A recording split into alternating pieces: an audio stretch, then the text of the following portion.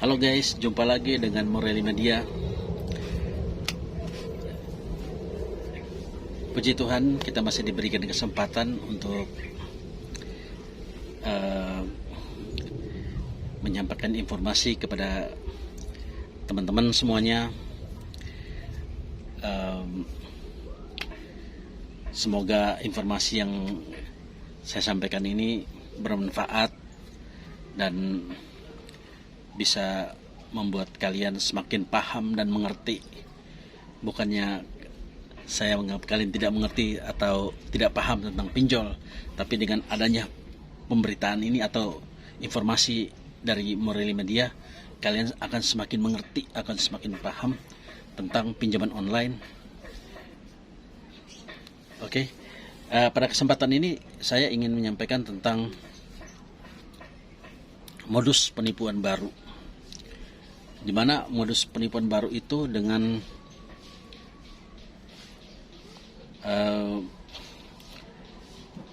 adanya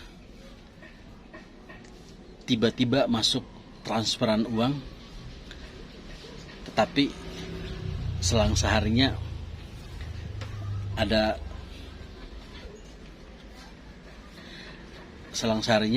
itu ada telepon bahwa minta uangnya dikembalikan karena dia salah transfer. Oke, sebenarnya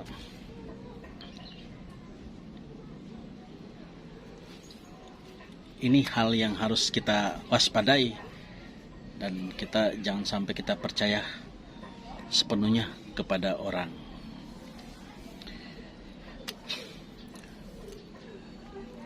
Kenapa saya bikin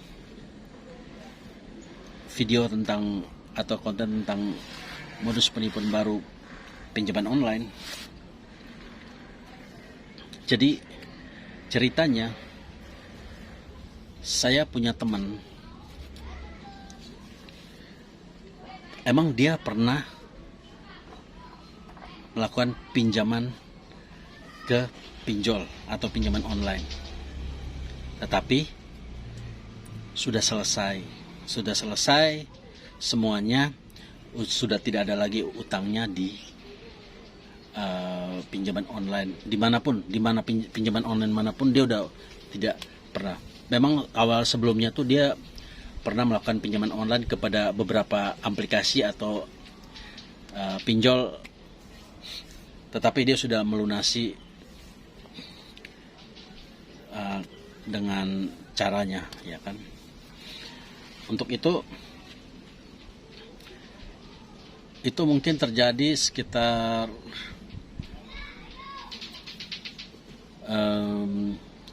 berapa bulan yang lalu, ya kan. Dia itu selesai dengan pinjol itu sekitar bulan Maret 2021. Itu udah selesai urusannya sama pinjaman online tersebut. Tetapi pada bulan Oktober kemarin, ya ada sekitar 5 bulan berikutnya, ya sampai bulan Oktober kan selesai bulan Maret. Setelah itu dia nggak lagi berhubungan sama pinjol, akan tetapi pas saat bulan Oktober itu tiba-tiba ada uang masuk ke rekeningnya sebesar 15 juta. Kalau menurut saya ini bukan angka yang sedikit, ya kan. Dia pun kaget. Dia kaget. Terus dia coba untuk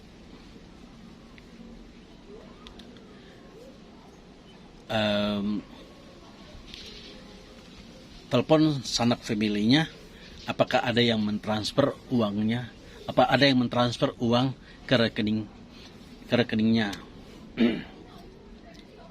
Setelah mencari informasi segala macam, ternyata tidak ada yang mentransfer uang ke rekeningnya. Setelah itu ada selang sehari, besoknya dia langsung pergi ke bank untuk mencetak buku rekeningnya agar ketahuan transferan itu dari rekening mana. Setelah dia sampai ke bank, sebelum sampai ke bank, tiba-tiba dia telepon sama nomor yang tak dikenal. Dia bilang, terus dia nelpon, dia angkat, dia jawab, ini siapa ya Pak? Oh maaf Pak, saya namanya ini itu ya kan, namanya ini itu. Saya bermaksud telepon Bapak karena saya kemarin ada salah transfer. Disebutin lah ya kan, nomor rekening segala macam dan namanya.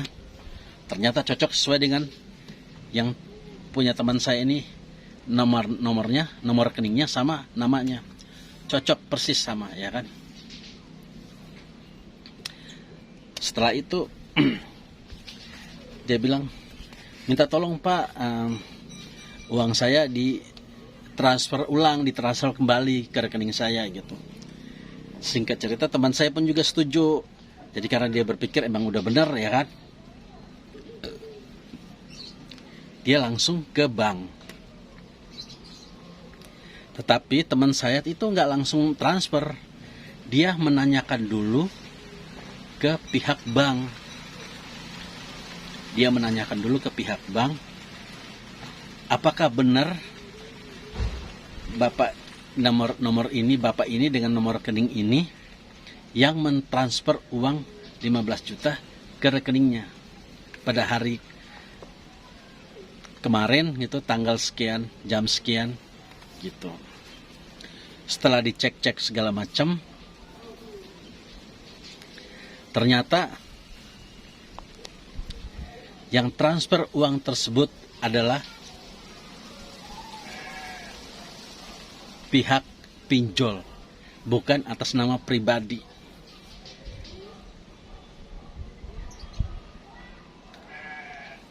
Untungnya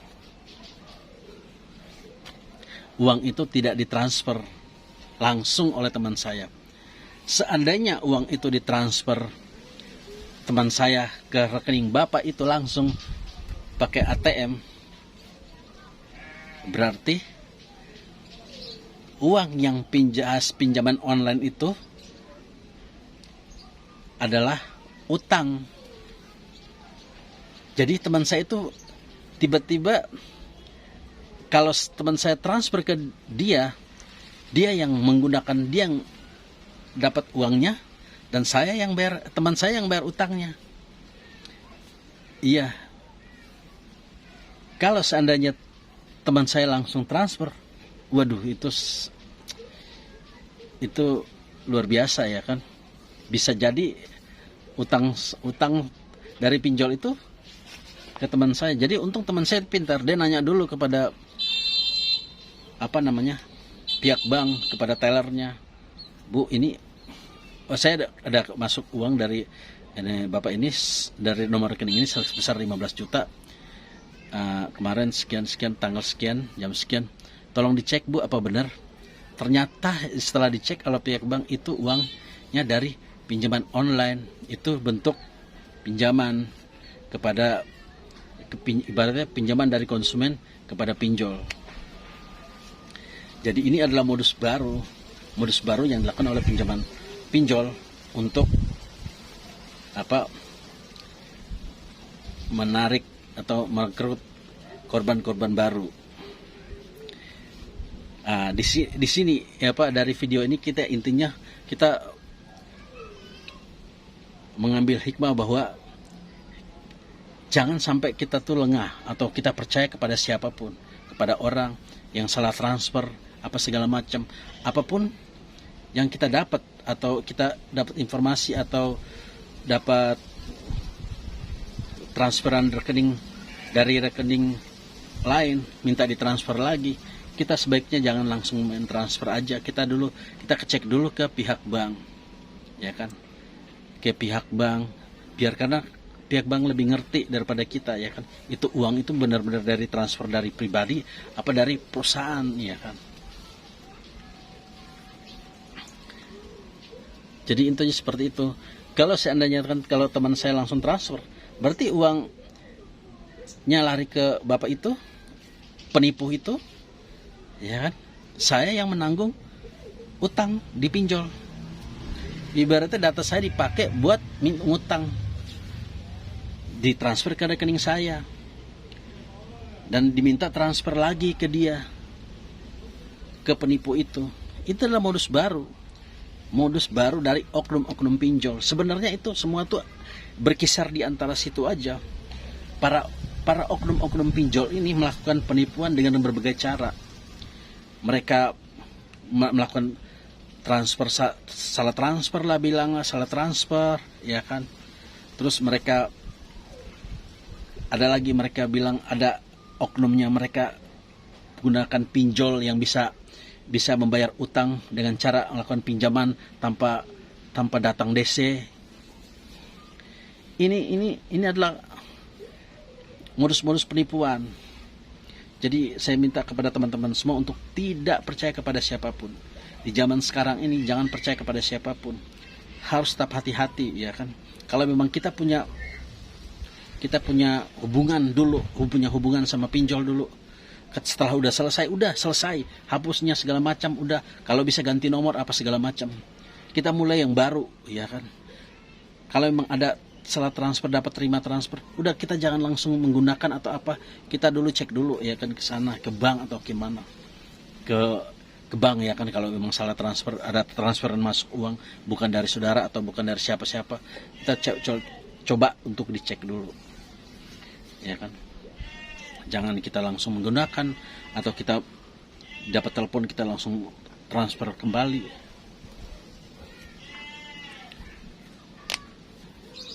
Karena itu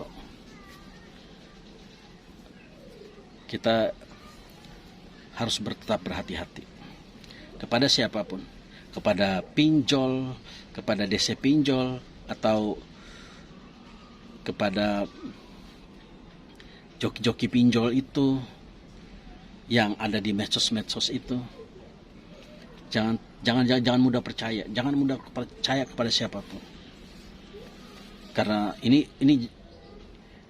sekarang ini lagi nggak baik-baik kehidupan ya kan, dunia tuh lagi nggak baik-baik, ada resesi lah segala macam. Jadi orang itu bukannya sekarang aja, dari zaman dulu juga begitu ya kan, orang itu akan melakukan segala cara untuk memenuhi kebutuhan, untuk memuaskan kebutuhannya gitu, dengan cara nipu lah, cara apa segala macam. Makanya kita harus tetap waspada. Oke teman-teman, hanya itu yang bisa saya sampaikan kepada kalian. Semoga dengan ada informasinya seperti ini, kalian tidak mudah percaya kepada siapapun, dan jangan sampai kalian tertipu lagi atau minjam lagi kepada pinjaman online dengan apapun caranya. Karena apabila kalian sudah masuk ke dalam pinjaman online atau sudah dalam lingkaran pinjaman online, kalian akan susah keluarnya, akan susah move on-nya, kata orang zaman sekarang ya kan. Untuk itu saya sangat berharap kepada kalian, apabila kalian saat ini tidak bisa bayar pinjaman online atau gagal bayar pinjaman online, jangan pernah sedih, jangan pernah takut, tetap semangat, kerja keras ya kan. Apabila kalian udah punya rezeki, kalian bayar pinjaman online. Yang punya utang itu bayar. Kalau bisa kalian punya utangnya banyak, kalian bisa